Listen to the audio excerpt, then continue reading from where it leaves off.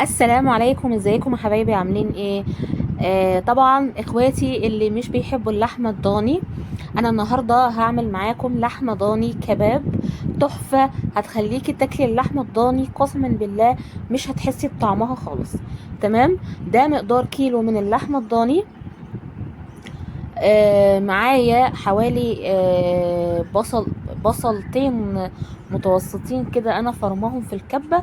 ومعايا طبعا التوابل بتاعتي خلاص الرسمية، ده التوابل الكباب خلاص. ومعايا فلفل برضو مقطعاه.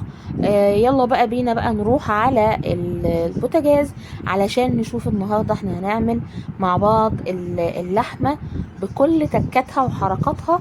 مش هتحسي والله بالطعم النهائي، ولا الطعم ولا الريحة، ولا هيبقى ليها طعم ولا هيبقى ليها ريحة.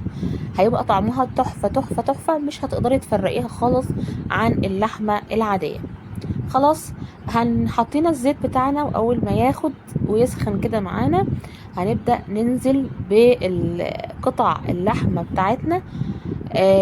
طبعا هي اللحمة الضاني عشان بيبقى معظمها بيبقى عظم، فما بتعرفيش تقطعيها قطع صغيرة. تمام. انا نزلت بكل القطع اللي معايا كده، هو مقدار كيلو بالظبط.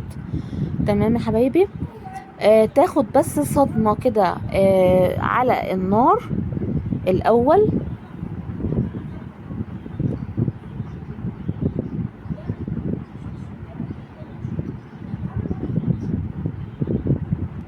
تديها الأول صدمة كده. وبعد كده طبعا هننزل بالبصل والفلفل بتاعنا.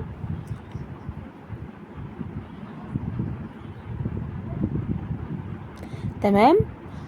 صلوا على سيدنا محمد عليه أفضل الصلاة والسلام. وما تنسيش تحطي بقى اللايك وتعملي سبسكرايب للقناة، وفعلي زر الجرس عشان يوصلك كل جديد يا ست الكل. هننزل بقى بالبصل كده والفلفل اهو زي ما انتوا شايفين. خلاص. وهنحط بقى ايه بهاراتنا بقى ايه بتاعتنا، بس نقلب بس الايه البصل مع اللحمة كده عشان يبقى كله كده مع بعضه.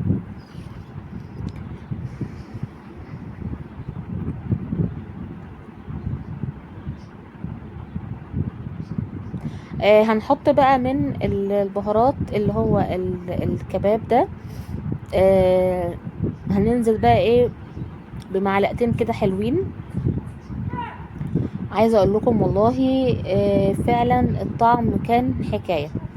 انا واحده من الناس اصلا ما بحبش اللحمه الضاني، يعني ما بحبهاش اساسا من وانا صغيره خالص، ما باكلهاش. بس الطريقه دي مع التوابل كمان، توابل الكباب بتاعه الهنا دي تحفه تحفه تحفه والله، بتخلي الاكل جميل جدا. وزي ما قلت لكم والله ولا هيبقى ليها طعم ولا هيبقى ليها ريحه ضاني نهائي. اعمليها حتى بالطريقه دي لو انت ما عندكيش التوابل اللي انا يعني اللي انا بحطها دي، بتستبدليها ببهارات سبعة، بهارات لحمة. مفيش مشكلة خالص. يعني لو بهارات لحمة عادية من عند العطار مع شوية بهارات سبعة مع الملح مع الفلفل، برضو هتديكي نفس النتيجة تحفة ما شاء الله. حطينا البهارات بتاعتنا واديناها التقليبة المتينة. هنعمل ايه بقى؟ نكون مسخنين مية في الكتل بقى، في البراد المتوفر عندك. تمام. هننزل بشوية مية ومش كتير يعني قوي. خلاص. وهنسيبها بقى تاخد السوا بتاعها براحتها خالص خالص علشان تستوي معاكي وتبقى زي العسل. خلاص يا حبايبي، هي قعدت معايا بالظبط ساعة ونص، ساعة ونص على نار متوسطة، عشان انا كنت عايزاها تبقى دايبة دوب كده ما شاء الله. خلاص يا حبايبي، هسيبها بقى ايه شوية، وطبعا هوريها لكم وهي طبعا بتستوي وكل حاجة ايه خطوة بخطوة كده معاكي علشان تعملي احلى. شايفين يا حبايبي الحلاوة والجمال؟ بتستوي بقى ايه، الريحة كانت قلبة البيت كله، ريحة التوابل بقى مخلية الدنيا ايه عظمة. اول ما تبدأ تستوي هوريها لكم في نهاية الفيديو. شايفين بقى الجمال بعد ما استوت بقى؟ بالصوص بقى بتاعها، حاجة كده ما شاء الله، تحفة تحفة تحفة، وخطيرة خطيرة خطيرة. تاكليها بقى مع عيش وطحينة، تاكليها مع شوية مكرونة. بصوا حاجة كده ما شاء الله، عظمة عظمة على عظمة. يا رب يكون الفيديو عجبكم والطريقة عجبتكم. جربوها ان شاء الله مش هتندموا، وهتاكلوا اللحمة الضاني زي ما انا كلتها بالطريقة دي. اسيبكم بقى في رعاية الله.